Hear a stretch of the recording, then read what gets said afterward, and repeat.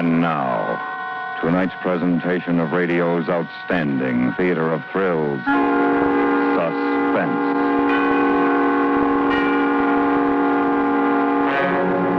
Tonight, we bring you the story of a man who wanted to become important and the crime he committed to accomplish it. So now, starring Mr. Tony Barrett with Mr. William Conrad, here is tonight's suspense play, The Man Who Threw Acid.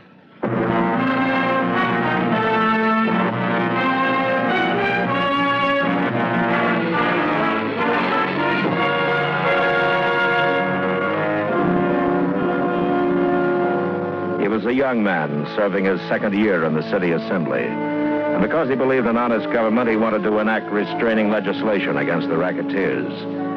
At first, the older men, the wheels of the political machine, laughed at him, patted him on the back, gave him a cigar. They liked him because he reminded them of their lost ideals, wasted energies. And then they began to listen to him, wondering.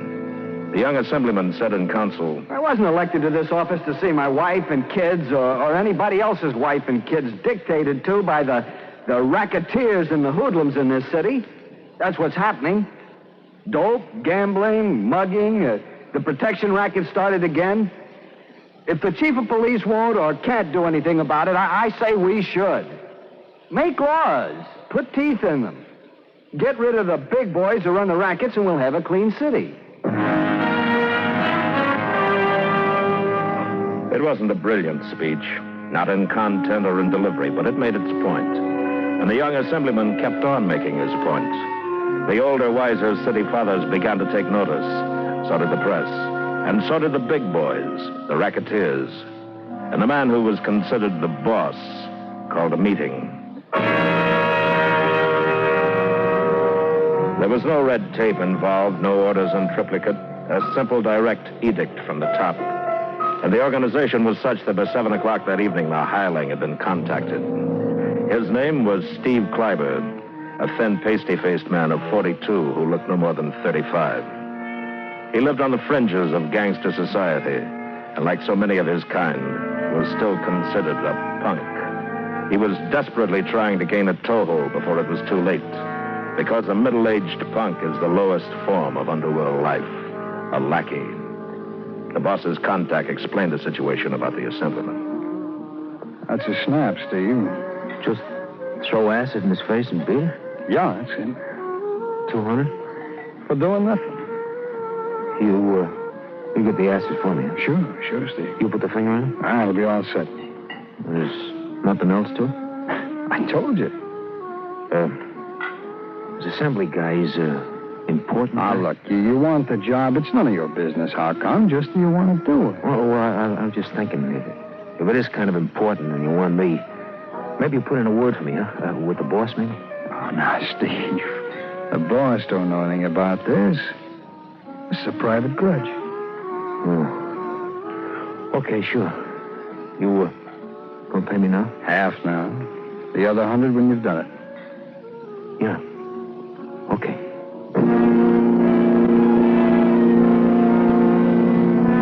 Kleiber was told to wait until he was contacted again. Then the acid would be delivered to him with further instructions. The hired man went home to his apartment and to his girl. He was happy.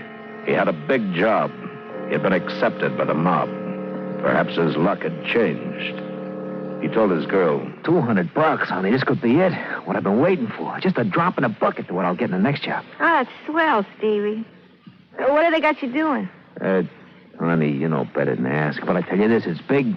Oh, I'll tell you that. Some of the wise guys are going to be saying hello to Steve Kleiber before long. You gonna take me out for Chinese dinner for celebration? Hey, sure I will. We'll have anything you want.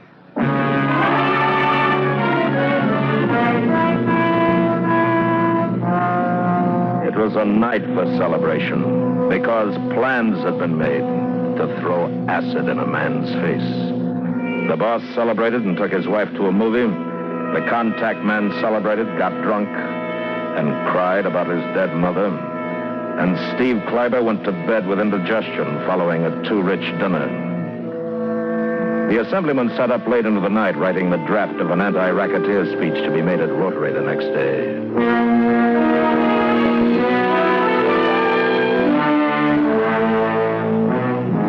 A week later, Kleiber received a phone call.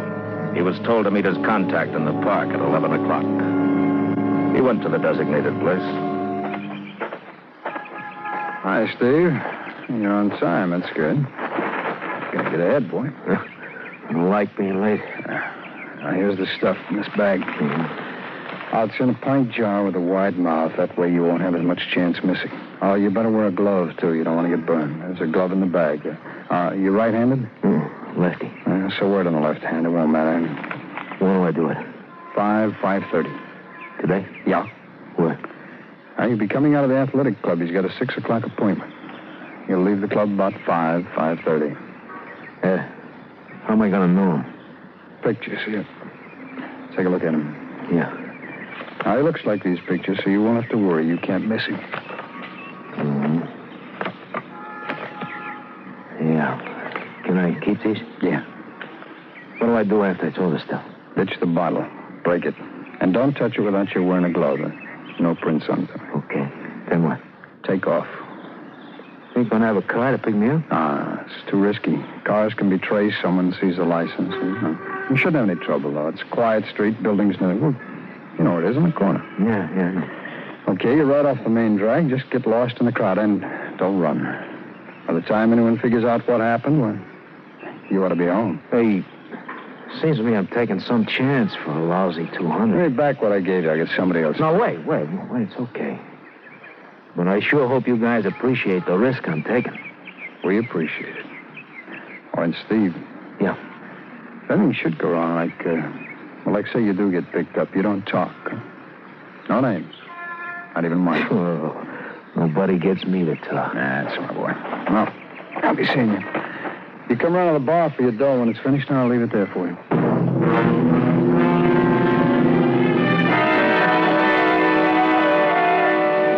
He had 6 hours to kill before doing the job.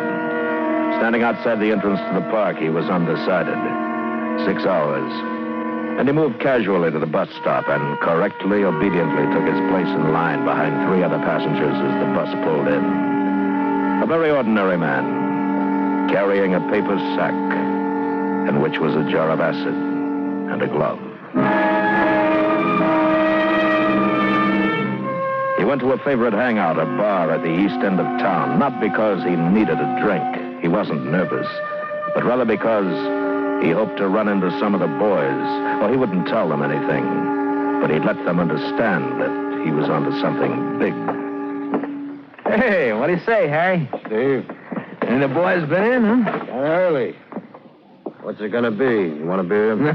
Nothing like that. Something fancy. I'm celebrating, boy. Give me something fancy. Huh? What do you want? Oh, I don't know. Something with bourbon, huh? Good bourbon. Soda, water?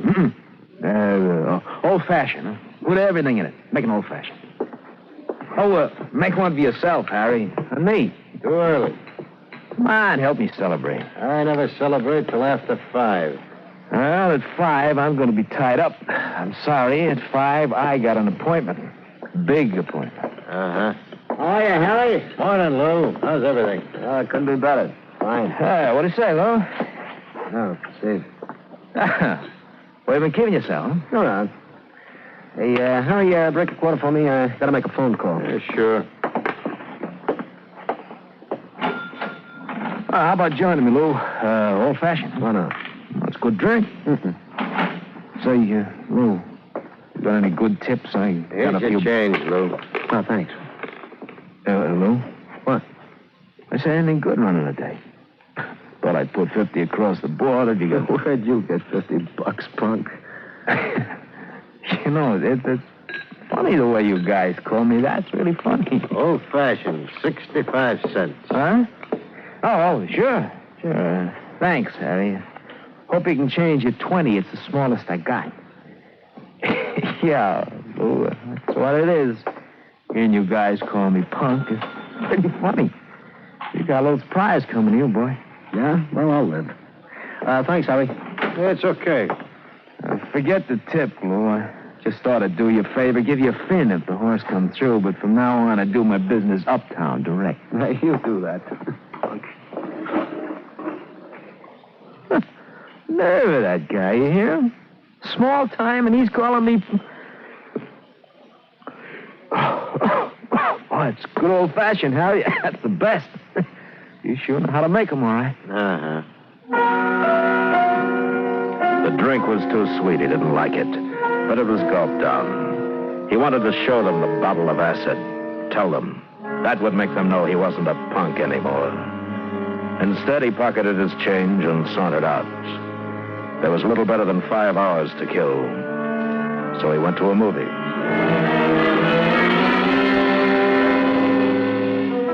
It was a triple feature, and when he came out, blinking in the strong sunlight, the time was 4 o'clock. Holding the paper sack carefully, he took a bus uptown and noted that traffic was getting heavy. At 4:30, he walked past the athletic club and into a drugstore across the street. Sitting at the counter, he leafed through a detective magazine and drank 2 large Cokes. The assemblyman had played handball, taken a shower, and by 5 o'clock was dressed and on his way out. His companion suggested a cocktail, but because of his appointment at 6, he begged off. Wish I could, but it'll take me an hour to get out there. I'll take a rain check for next week. So long. Say hello to the wife and kid. Steve Kleiber was waiting outside the drugstore when the assemblyman emerged from the athletic club. He recognized the man immediately and crossed the street. By the time the assemblyman reached his car and was unlocking the door, Kleiber was behind him, the jar held firmly in his gloved hand. There was no one else in sight. Hey, mister. Yes? Here's something for you.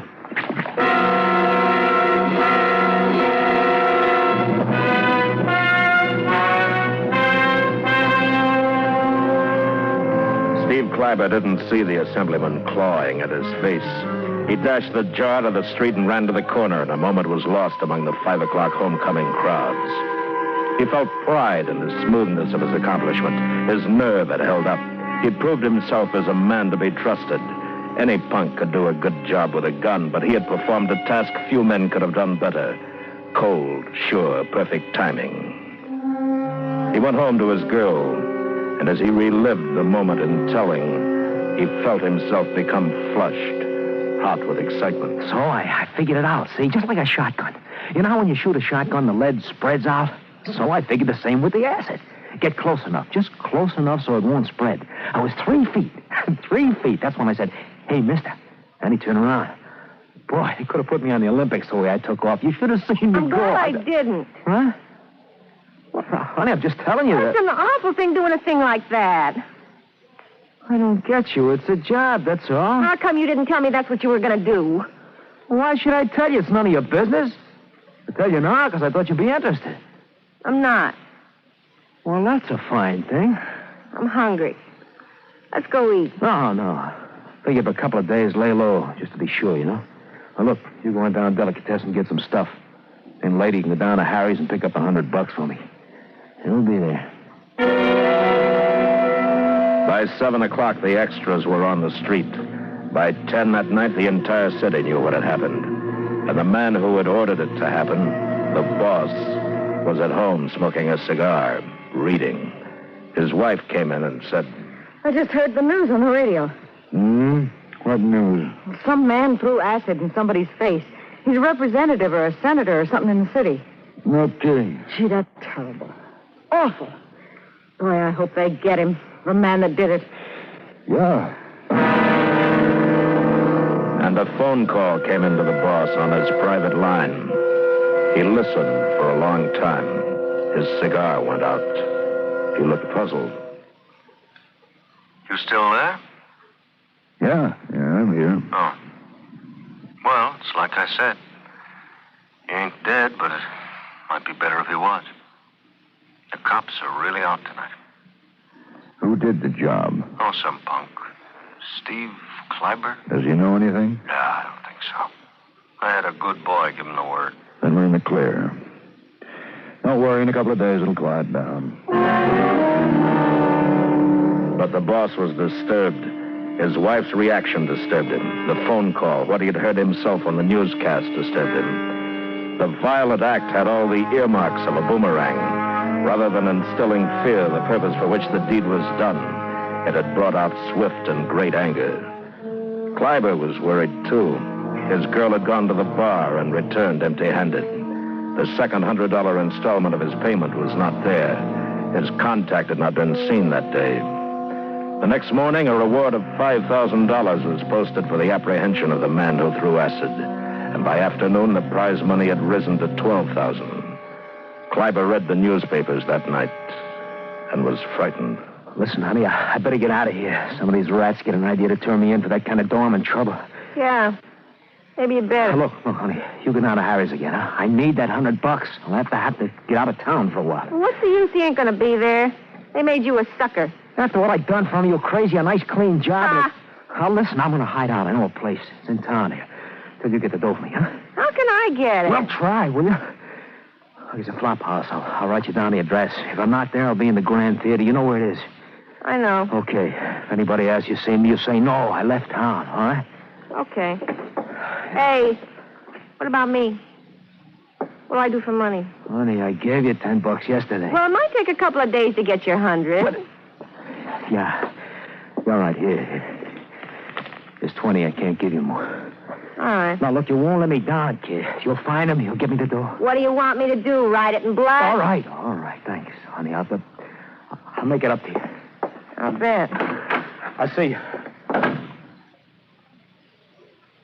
What a dirty little punk. At first, only a handful of people knew who had done the job. The boss, a half a dozen of his associates, the contact man, and Kleiber's girl. And then the bookmaker, Lou, remembered the incident with Kleiber in Harry's bar. Harry? Yeah, another the same. A minute. Hey, you seen Steve Kleiber around the last couple of days? No. I was just wondering. Oh? Remember the day he was in 2-3 days back? Day the guy got a face full of acid? Remember him talking big, flashing a 20?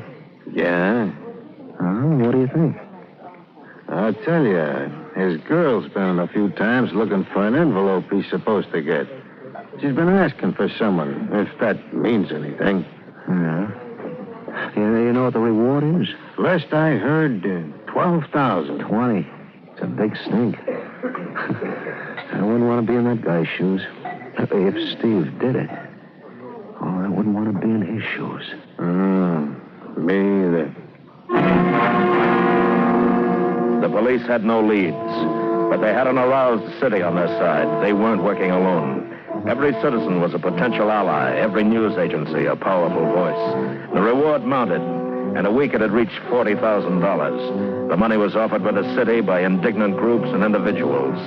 Kleiber was no longer a punk.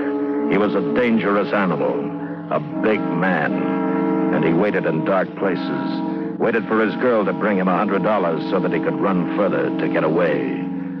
The police, the district attorney's office began asking questions, lots of questions. And they started with the boss. They weren't playing games now. Why do you keep after me? I don't know anything about it. Some nut probably who doesn't like a no-smoking law or something. Why don't you guys lay off me? But they didn't lay off him, and he knew something had to be done quickly. He called his associates together. His city is not healthy with Kleiber running around loose. I get the feeling we better get to him before the cops do. He might know something. If he starts talking, we're all in trouble. Shouldn't be hard. Must be a dozen guys on the look for him right now. $40,000 ain't hay. I don't want him turned in. I want him killed. Yeah. Well, we'll get on it right away. It took 3 hours, and the word was out. To every petty racketeer, hoodlum, gunman, the word was find Kleiber. If you turn him into the cops, we'll get you. Just find him and pass the word to the right man. You'll get paid off. The boss wanted him dead, not alive. Kleiber hadn't heard from his girl for 2 days. In desperation, he took a chance and telephoned Harry's bar, asked for the contact man. Harry said. That's you, Steve. Yeah, Harry, yeah, it's me. Is he there? Where are you? Never mind. Is he there? Wait a minute.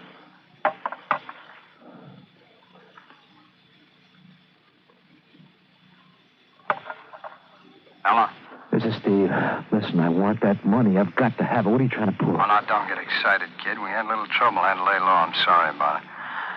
Where are you, Steve? I'll get it to you right away. Never mind where I am. You give it to... Your girl? Well, Steve, I would, except haven't you heard? She left town yesterday. She's gone out the coast. Now, Steve, why don't you tell me where you are, and I'll get... He was afraid. More afraid than he'd ever been in his life. He'd read the papers, knew the whole city was after him. And now he knew from the sound of that voice, they were after him, too. There was nobody to trust now. His girl, everything gone. And even in his fear, he still didn't quite understand why it was happening. He'd done the job he'd been told to do, done it well. And they'd all double-crossed him. The big boys. He didn't understand. One thing he did know now, however, he was valuable. He was worth money. But was it his life that was valuable? Or perhaps they'd find him, kill him, and then turn him in. The rewards didn't say anything about being alive. As he left the cigar store, he didn't see the proprietor pick up the telephone. Hello? This is Shackley on the corner of 5th. I thought you'd like to know Steve Kleiber was just in here, making a phone call. Yeah, he just went out, walking east.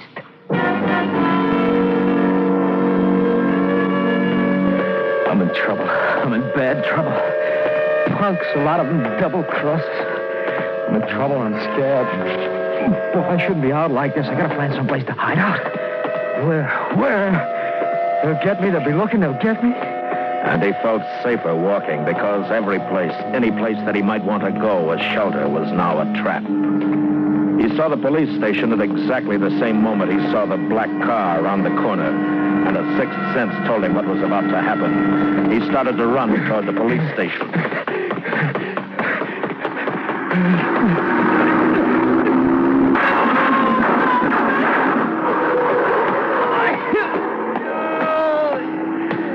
You cop!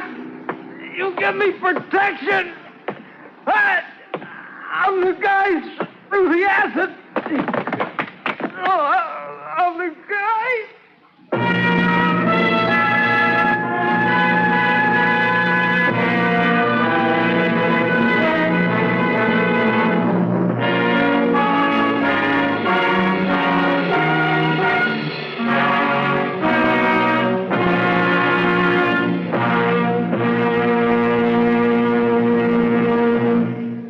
Suspense, in which Mr. Tony Barrett and Mr. William Conrad starred in tonight's presentation of The Man Who Threw Acid. Be sure to join us next Wednesday when we again bring you another presentation of radio's outstanding theater of thrills, Suspense.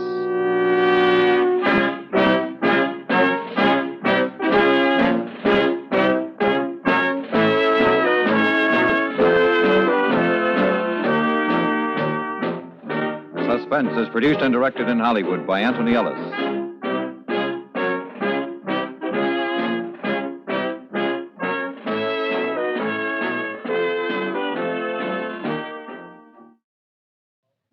And now, a public service message from CBS Radio.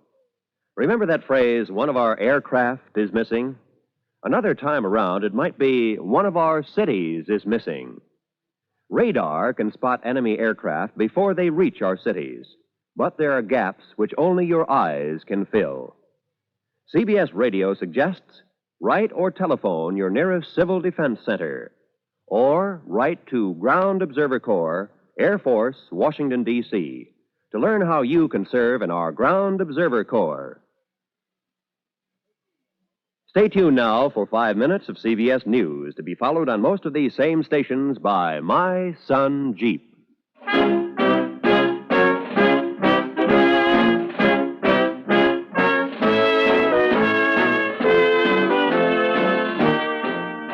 You hear America's favorite shows on the CBS Radio Network.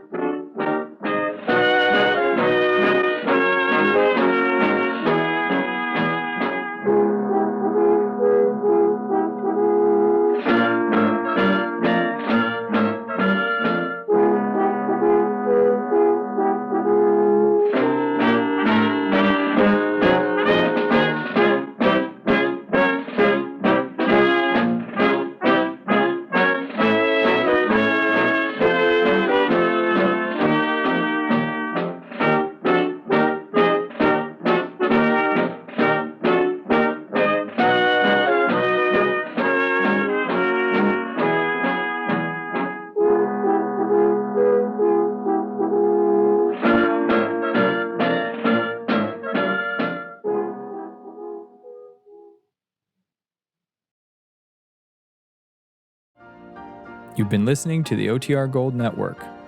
Find more classic radio at otrgold.com.